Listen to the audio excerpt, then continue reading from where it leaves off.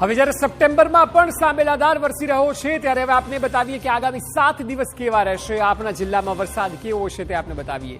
સૌથી પહેલા બીજી સપ્ટેમ્બરનો દિવસ, જે 7 દિવસ છે તેની શરૂઆત બીજી સપ્ટેમ્બરથી કરીએ તો આપ જોઈ શકો છો કે કચ્છ અને સૌરાષ્ટ્રમાં ગ્રીન છે, એટલે અહીં વરસાદ નહીં હોય।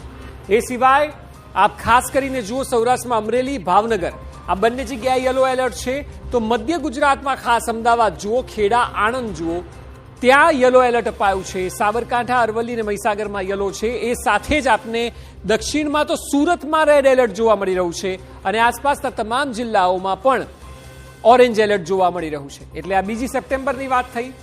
તો પછી હવે વાત કરીએ ત્રીજી સપ્ટેમ્બરની। ત્રીજી સપ્ટેમ્બરના દિવસે આપ જુઓ કચ્છ અને સૌરાષ્ટ્રના અમુક જિલ્લાઓમાં જેસે થેની પરિસ્થિતિ છે, પરંતુ અહીં ઉત્તર ગુજરાત પણ ગ્રીનમાં આવી જાય છે। એટલે ઉત્તર ગુજરાતમાં પછી ગાંધીનગર પણ ગણવાનું, એટલે તમામ જગ્યાએ ગ્રીન છે। યલો એલર્ટ જે છે તે સુરેન્દ્રનગર, રાજકોટ, અમરેલી અને અમદાવાદ, ખેડા, પંચમહાલ, છોટાઉદેપુરમાં છે। તો જે રેડ એલર્ટ બીજી તારીખે માત્ર સુરત હતું, ત્યાં ત્રીજી તારીખે સુરત અને ભરૂચ બંને થઈ જાય છે, જે ખૂબ નોંધનીય છે। અત્યારે પણ ભરૂચમાં તો મેઘમહેર બરાબર ચાલી રહી છે, ત્યારે ત્રીજી સપ્ટેમ્બરે આ હાલ રહેશે। હવે જો વાત કરવામાં આવે ચોથી સપ્ટેમ્બરની, તો ચોથીમાં આપ જુઓ મોટે ભાગે આપને ગ્રીન જ જોવા મળશે।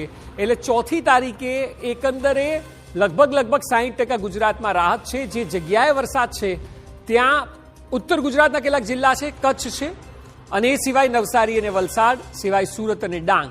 એટલે 61% ગુજરાતમાં ચોથી સપ્ટેમ્બરે વરસાદ એટલો નહીં હોય, પરંતુ 40% ભાગોમાં વરસાદ ધોધમાર થવાની શક્યતા પૂરેપૂરી છે। 4 સપ્ટેમ્બર બાદ જો અન્ય તારીખ એટલે કે 5મી સપ્ટેમ્બરની વાત કરીએ તો 5મી સપ્ટેમ્બરે આપ જુઓ 5મી સપ્ટેમ્બરે લગભગ 75% ગુજરાતમાં વરસાદ નથી। જે ગ્રીન છે એ તમામ જગ્યાએ આપ જુઓ, યલો જે છે કચ્છ, બનાસકાંઠા, પાટણ, નવસારી ને વલસાડ, એટલે 5મી સપ્ટેમ્બરે કંઈક આ પ્રકારે વરસાદ રહેશે।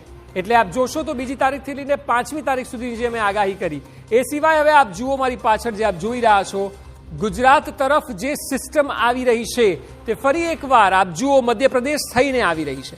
એટલે અસર તો ઓડિશાને કરશે, છત્તીસગઢને પણ કરશે, મધ્યપ્રદેશને કરશે, અને ત્યાંથી તે ગુજરાત તરફ સિસ્ટમ ડેવલપ થઈ રહી છે। એટલે તેની અસર વાતાવરણમાં જોવા મળી રહી છે, જેના ભાગરૂપે આગામી સમયમાં પણ આપને પવન